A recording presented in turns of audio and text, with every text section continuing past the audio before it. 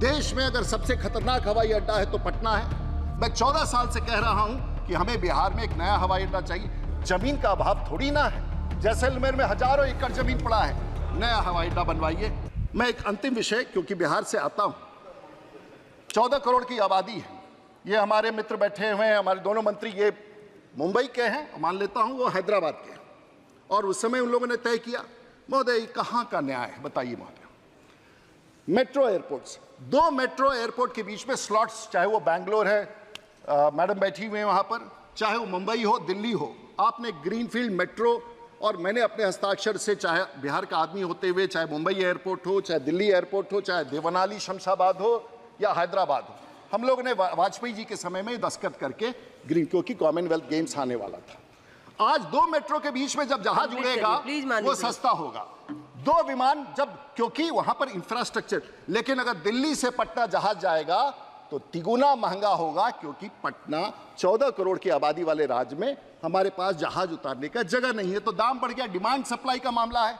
बिहार 14 करोड़ की आबादी वाला, मैं पिछले पटना एयरपोर्ट में, आप सरकार यहां बैठी है, पटना में आप 1600 करोड़ रुपया खर्च कर रहे हैं। 1600 करोड़ रुपया खर्च करने के बाद भी हवाई पट्टी में 1 इंच का परिवर्तन नहीं है।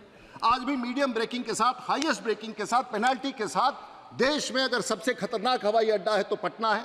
मैं 14 साल से कह रहा हूं कि हमें बिहार में एक नया हवाई अड्डा चाहिए। चाहे मैं हूं, चाहे मेरे साथी हो, चाहे ब्यूरोक्रेट्स हो, सही बात समझ करके बिहार में हमेशा हम सब लोग नए, आप एक नया एयरपोर्ट कह रहे हैं बिहटा में बना देंगे, बिहटा भी पटना की तरह ही होगा।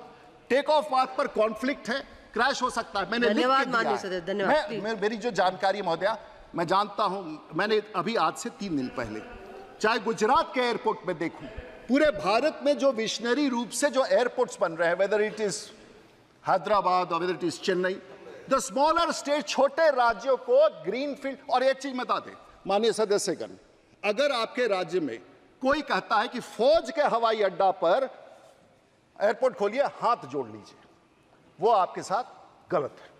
फौज के, चाहे लेह लद्दाख छोड़ दीजिए, श्रीनगर छोड़ दीजिए जो एक्सक्लूसिव है, फौज के हवाई अड्डा पर महोदया, फौज के हवाई अड्डा पर अगर आप जाएंगे तो ना उसका भविष्य है, क्योंकि 100 नियंत्रण फौज लगा के रखेगा और आप उसका कुछ नहीं कर सकते हैं। देश के भविष्य में जहां जहां क्या हवाई अड्डा बनाने में क्या चाहिए, 3 किलोमीटर 9000 फीट 1.5 किलोमीटर चौड़ा धरती चाहिए। और किस तरह से शमशाबाद बना 40 किलोमीटर दूर शहर से, बैंगलोर बना 40 किलोमीटर दूर, राजकोट बना 40 किलोमीटर दूर, जमीन का अभाव थोड़ी ना है। जैसलमेर में हजारों एकड़ जमीन पड़ा है। माननीय सदस्यगण, जब भी बनवाना हो ना, अगले 5 साल के भीतर कोई पुराने हवाई अड्डा के चक्कर में मत पड़िए, नया हवाई अड्डा बनवाइए।